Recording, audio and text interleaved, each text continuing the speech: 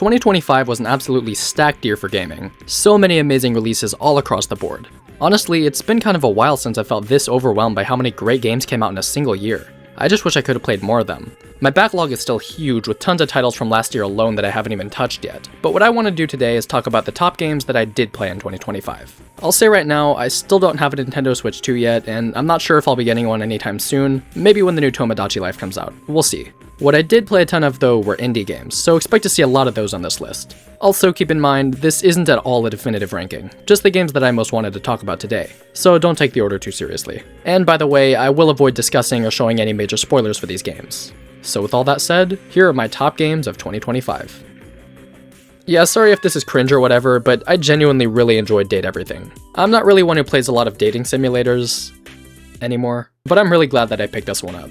The concept for this game is just fundamentally so hilarious, while also being super simple. It's a dating simulator where you can literally date anything. Any object you can find in your house is personified with some unique design and personality, and you get to try to build a relationship with them. You can get to know these characters over time through multiple interactions, though personally, I spend most of my time just kinda running around trying to find how many objects I can interact with. And the game fully leans into the absurdity of its concept. Everyone's name is some kind of pun, and their exaggerated personalities are always somehow based on whatever object they happen to be. Just the way so many of these characters are designed and behave makes me laugh. It's all just super funny and charming. This is such a unique take on a dating simulator, mostly because of how it emphasizes exploration and discovery. It keeps you coming back because you're always interested to see what new weird characters you can find. Plus, it's oddly very satisfying to collect more dateable objects like you're filling out a Pokédex. Easy Delivery Co. was a game that instantly caught my attention. It's a cute little indie title where you play as a cat who delivers packages across a snowy mountain town. The vibes in this game are just off the charts. The game feels like a cross between Silent Hill and Animal Crossing. You have these cute little animal characters who you can talk to, but they can be few and far between. There's a very isolating and liminal feeling that you get from being out in these dark snowstorms. The way it looks like a PS2 era horror game is just so perfectly eerie, but very cozy and nostalgic at the same time. Atmosphere is one of the things I look for most in games, and this one just really knows how to pull me in. I find myself spending a lot of time just driving around, not even focused much on objectives, just enjoying the atmosphere and the chill music. The game is mostly just structured around fetch quests, and it works super well because of how relaxing it is to explore this town. The whole retro horror theme comes together super well. Keep in mind, it's not the kind of game you binge for hours at a time. You really have to hop into the game every now and then when you feel like it, and do a couple of deliveries and side quests before coming back another time. But it's been a really great comfort game for me. This shouldn't take too long. I feel like it's pretty easy to explain what's so great about Katamari games. It's just an experience you really can't find anywhere else. Like sometimes I'll just be chilling, and then I realize, I low-key want to roll up a Katamari right now. It's just a fundamentally incredibly satisfying concept. Once Upon a Katamari feels as perfect as ever. It knows not to mess with the mechanics too much, and I appreciate that. The time travel gimmick is really inspired though, and executed so well. I especially love the Ancient Philosophers level, that's just so funny to me. That alone was enough to make this my favorite Katamari game. I think what I mostly love about this series is just that it feels like such a holdover from a different era. That PS2 and GameCube period in time when games were allowed to be really weird and creative with their concepts. And it always makes me happy to see these kinds of series continue on modern platforms. Yeah, this shouldn't be too much of a surprise to see. The 100-line Last Defense Academy is Kodaka's latest attempt at a spiritual successor to the Danganronpa series. I want to admit right now that I'm getting close, but I haven't beaten the game quite yet. And while I'm honestly pretty mixed on some elements of it, I've been having a great time. I'm really going to try hard not to go on a long-winded rant here because I have so much to say about this game, and I will definitely be talking about it more in the coming months, but I have to keep this concise. So, it's immediately obvious that 100-line takes a lot of inspiration from the classic DR games. Like, a lot. And while I haven't found any of the characters quite as endearing as I do in Danganronpa or even Raincode, some of them have really grown on me. The game also has a very intriguing story. Kodaka just really knows how to get me invested in a mystery. And the further I get into the game, the more I keep wanting to come back. Part of me feels like the over-reliance on the Danganronpa-based elements can make this game kinda struggle to find its own identity, but to further differentiate it, it adds these tactical RPG battles with a tower defense kind of structure. These are a pretty fun time, and it's always exciting to progressively unlock more characters throughout the game. The mechanics are fairly generic, but definitely don't get boring because you're not forced to battle too often. These battles are spaced out in a pretty satisfying way, so doing one always feels like a refreshing break from the visual novel. The 100-line was probably my most anticipated game of 2025, and even with some mixed feelings, it's so far been one of my most fun. Silent Hill F is a Silent Hill game that doesn't take place in Silent Hill. It's Silent Hill the town versus Silent Hill the idea. This game is a very refreshing take on the franchise, giving us a story set in 1960s Japan. And this change of pace is something that I want to see explored way more with this franchise. Look, I'm sorry to be that guy, but reimagining the themes of Silent Hill through a completely different cultural setting and time period was such a brilliant idea. And honestly, I'm just a huge fan of the aesthetic of old Japanese movies, especially from this era. And it works particularly well here because it just looks amazing. I couldn't stop admiring how beautiful this game is. The way the fog complements the architecture and the overgrown streets and all the recurring flower imagery, it's just so pretty. The visual juxtaposition here is so effective, having these genuinely beautiful environments contrasted with horrific imagery. It's another case of a perfect atmosphere that just really does it all for me. I found the story and main character really strong, though I might be a bit biased. I was very happy to see that this game was written by Ryukishi 07, and I think he was a great choice for this kind of psychological horror story. Silent Hill F just feels like a really nice breath of fresh air for the series, and a creative direction I'd like to see more of. Doom: The Dark Ages faced quite a bit of controversy around its release, and I can definitely see why. It's a very different feeling Doom game. Quite a few issues stem from just how much slower it feels compared to its predecessors. I feel that the cutscenes and dialogue can drag on for too long, and the combat doesn't feel nearly as aggressive. Worst of all though is the removal of glory kills. That's really lame. Glory kills were like the most satisfying part of combat. Doing away with them was probably the biggest mistake here. But you know what? It's still Doom. This still has so much of what I love about the modern Doom games, and plenty of new ideas that work incredibly well. The biggest addition to your moveset here is the new shield, which has a lot of different applications. This is a big reason that the combat can feel so much slower and heavier, and a lot more defensive compared to the previous entries. There's a big emphasis on blocking, guarding, and parrying.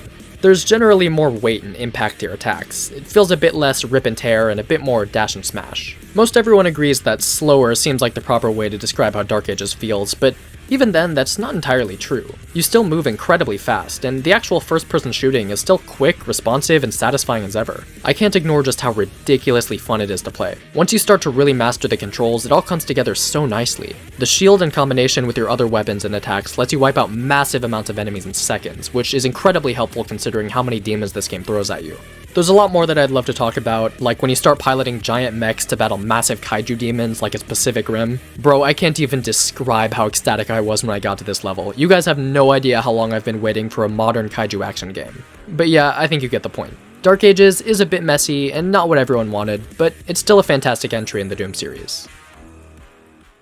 All I really wanted from Hades 2 was more of what made the first game great, and luckily that's basically what we got. Hades 2 doesn't really reinvent the formula, but it does refine and improve upon it excellently. The core gameplay loop is already endlessly fun, but this sequel manages to make the overall experience feel a lot more polished and engaging. The fantastic presentation is definitely a huge part. This game is a big step up from the first game in terms of its world design. The animation and the color palette especially are incredibly striking. The amount of detail in every room is on another level. Additionally, while Melanoe mostly feels the same to control, she has some more unique long-range attacks, as well as a mana system for some of your moves. And of course, mixing and matching the boons and upgrades that you receive makes every run distinct and exciting. While I love the first Hades, I didn't care too much for its story back then, but I find Melanoe's motivation much more interesting. And the plot itself is more engaging because all the new characters are as fun and well designed as ever. Hades 2 understood exactly what it needed to be. It takes a fantastic formula and adds some great new polish. This really was an amazing year for indies now that I think about it.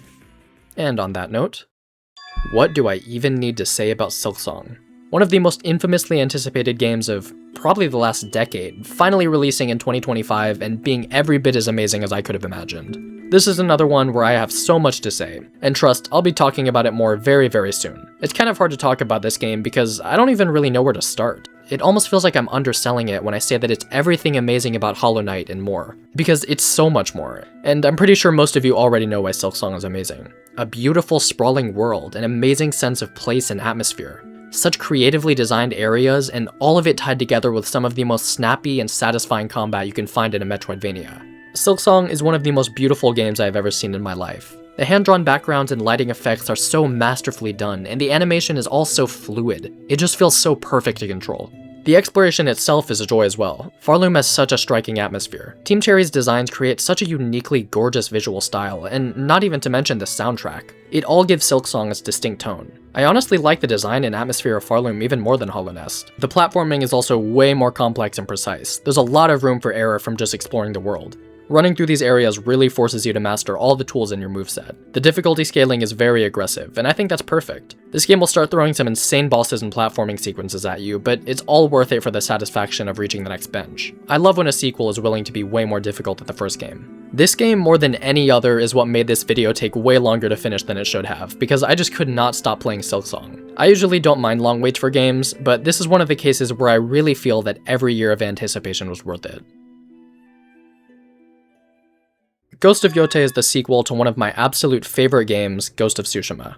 And just like some of the others I talked about today, it's basically a perfect sequel that manages to refine and expand upon everything I loved about the first game. Also, like the other sequels I've talked about, Ghost of Yōtei isn't actually all too different from Tsushima, but it manages to feel like such an amazing improvement. The first difference is of course the protagonist. Now don't get me wrong, I love Jin, but I honestly think Atsu is a more interesting main character than he was. It's just that her story is so much more personal. It's a revenge quest to assassinate the Yōtei 6 who murdered her family. She doesn't care nearly as much about honor or even fighting fair at times, which gives her a very distinct personality and feel. The flashback sequences flesh out her motivation and character very well, and are just a very cool gameplay mechanic. I just felt so motivated and immersed in the story because the protagonist was such a strong character. Like I said before, I'm a big fan of old Japanese movies, and the presentation here absolutely does the whole story and concept justice. Every moment of this game feels so cinematic. The cutscenes especially build up such amazing drama and tension before fights. But even just the world design is absolutely stunning. These gorgeous vistas make me want to run around aimlessly just to enjoy the sights and see what I can find. Having this be an open world was such a perfect design choice. It makes the entire journey feel so grand and epic as you make your way across this vast landscape to avenge your family. This is one of those open worlds that just clicked with me instantly. I was constantly exploring and trying to do as many side quests as I could. And the actual combat is as satisfying as ever. Every attack you do feels fluid, but even more powerful by knowing you have to be very careful with your moves, and you can't just throw them out or button mash without a plan, especially against larger groups of enemies. The emphasis on precision and reaction time still sells the feeling of being a samurai perfectly, and the various weapons you get, as well as unique tools and tricks, add some great variety to these battles. This game actually made school so much harder for me last semester because I just wouldn't stop playing Ghost of Yōtei instead of studying. You know, I'm starting to think I might just have some issues with my time management. Despite only coming out a couple of months ago, Ghost of Yōtei has already become one of my most played, and honestly might be my pick for my favorite game of 2025. Maybe. Date everything was pretty good. So those were some of my favorite games of last year. I'd love to hear your thoughts, so drop a comment down below to talk about some of your favorites. Thank you all so much for watching, and I'll talk to you soon.